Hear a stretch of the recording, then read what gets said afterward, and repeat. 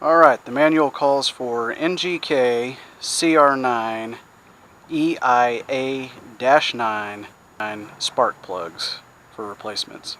And I got these laser iridium premium. So again, these things should be pre-gapped. You shouldn't need to go prying on anything with a screwdriver, and they warn you against doing that because you can destroy the spark plug doing that. So these are the appropriate spark plugs. Now it's going to be a very tight fit getting down in there. I've got a 3-inch extension for my spark plug socket, and I also have a 6-inch extension, and I think I actually probably need something kind of in the middle. I don't know if the 3-inch is going to be long enough for the holes on the corners, so I'm going to fiddle around with it and then I'll tell you what worked. These are must-have tools to get the spark plugs out. You have to have a 5/8 spark plug socket, a 3-inch extension, a magnetic stick for retrieving lost nuts and bolts and things like that. That's to pull the spark plug out of the hole once you loosen them up. And then you can't do it without one of these drivers with a swiveling head. This one doesn't ratchet, so you have to go down, loosen, come up, and then reset.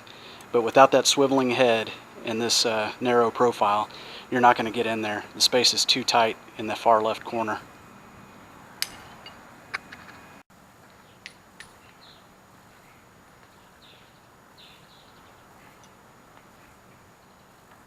I'll drop the socket in first,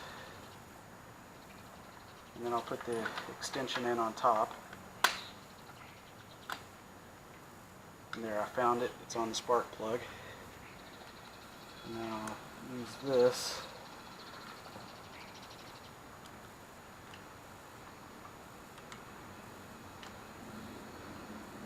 Right there. Now I can angle it right there and break it free. I was not going to be able to do that with a normal ratchet. The angle was just wrong. So come off of it.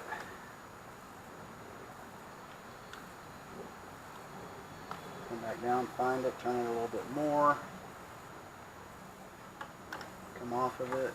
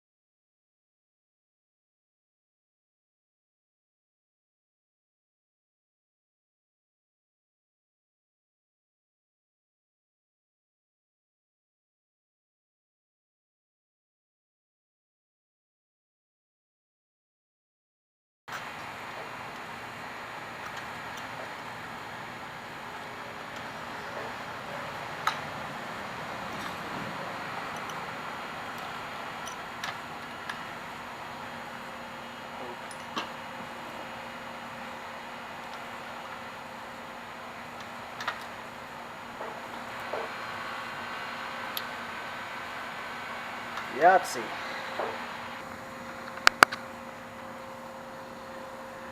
Looks pretty good. Color looks right. I don't see a bunch of brown or a whole bunch of white. So let me go ahead and I'll get the other 3 out. That one should have been the worst. I'll get the other 3 out and then I'll put the new ones in.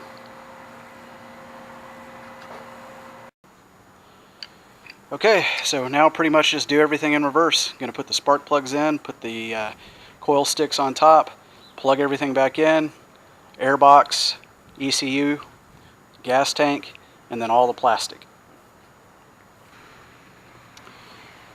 Alright, the spark plugs are in, the stick coils are in, so now you just got to reattach the connectors, and they line up nice. Well, they're actually numbered 1. 2's not numbered, 3's numbered, and they're right next to the stick coils, so that's easy to figure out. Now we got to put the air cleaner back on, so we got to reattach that hose and then lower the air cleaner onto the throttle body.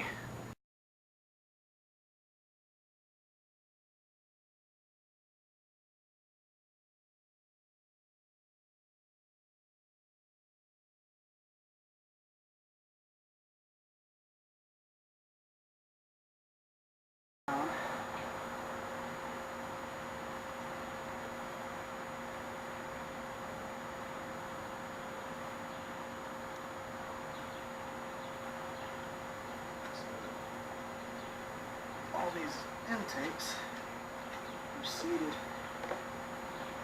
properly on the throttle body. There's a wider rim at the base where the fitting goes down. You just push it down until it's flush with that. And remember, on the back side of the air cleaner, you have a drain hose right here.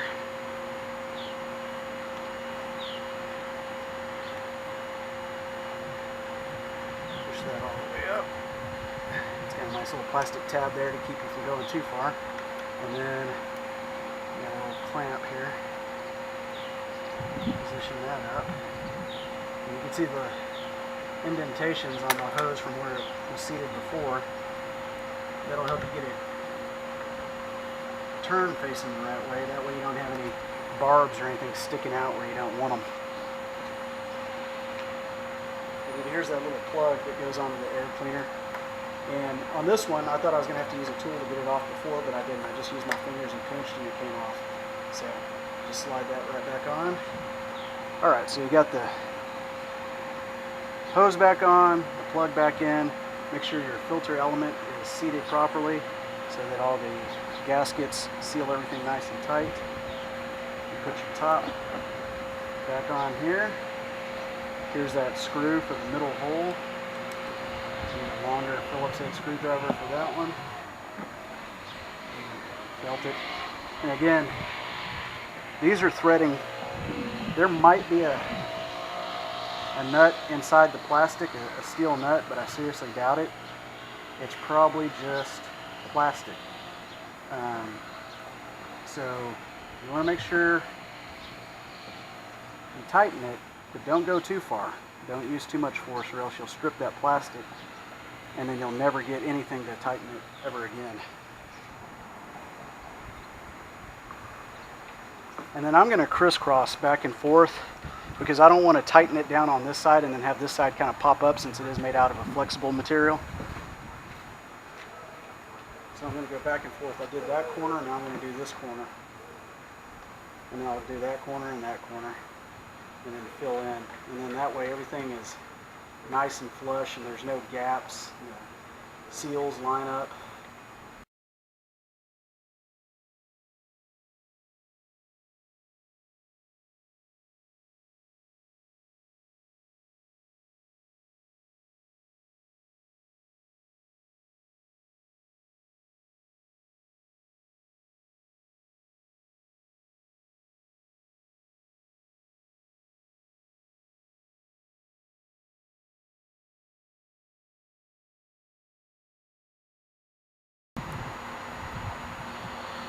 So you want to put the bottom of the air cleaner onto the throttle body first, but don't tighten it up quite yet because you still have the bolts at the front that you have to put in.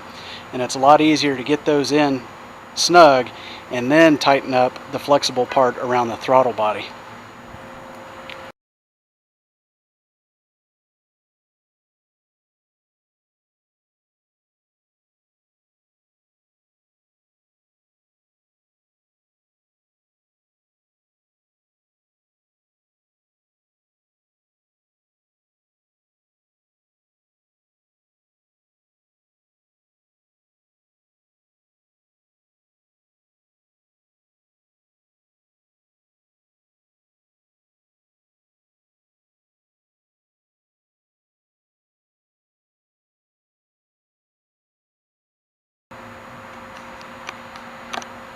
Now put a little bit of pressure on the rear of it and put the air cleaner down on the throttle body flush with the line, and then snug up the screws with your T-handle hex.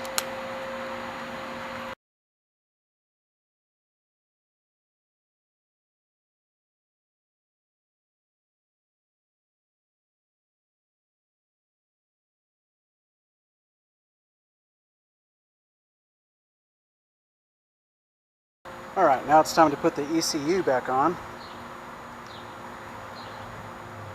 Just slide it down over these plastic tabs just like that. And then remember, black to black on the bottom, gray to gray. And then these were all spaced out in the same order. They're also shaped differently. You couldn't get these to go into the wrong plugs if you wanted to. This has 4 terminals, this has 6, and this one has 10.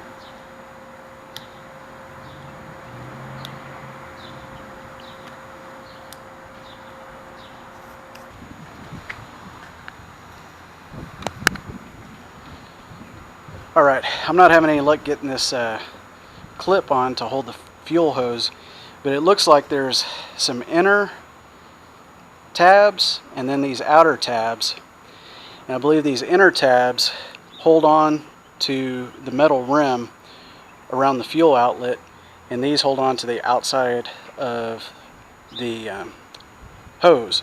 So what I'm going to do is I'm going to put this on the hose first and then push it on up over that metal lip, and that should hold it in place. Okay, I got it started. There's a black plastic post here and here. The inner forks need to go inside that. The outer forks need to go outside of it, so that when you push it on, you can push this down and it'll clamp on.